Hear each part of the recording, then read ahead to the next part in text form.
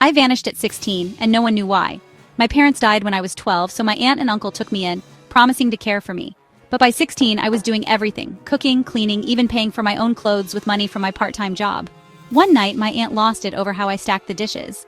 She yelled, called me a burden, said I didn't appreciate her. I stayed calm, said I'd been fending for myself for years. That pushed her over the edge. "Get out if you're so independent," she screamed. So I did. I grabbed my mom's old necklace, the keys to my rusty pickup truck, and left. I'd saved enough from 3 years of waitressing to get by. Hours later, my aunt's anger faded and she called the police, claiming I'd run away.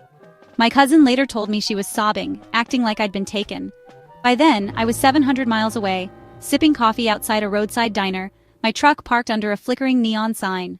2 days later, a waitress noticed me lingering too long. She asked if I was okay, then called the sheriff when I matched the missing person report. The sheriff handed me his phone. "Call your aunt," he said. I dialed.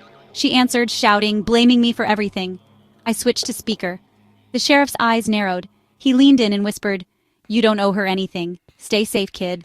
3 days later, my grandparents showed up. The sheriff had reached out to them, warning that my aunt's story didn't add up. They sat across from me in the diner, their faces heavy with guilt. They'd trusted my aunt and uncle to raise me, never realizing I'd had to grow up so fast. My grandma took my hand. "Come home with us," she said softly. "Our home, not theirs."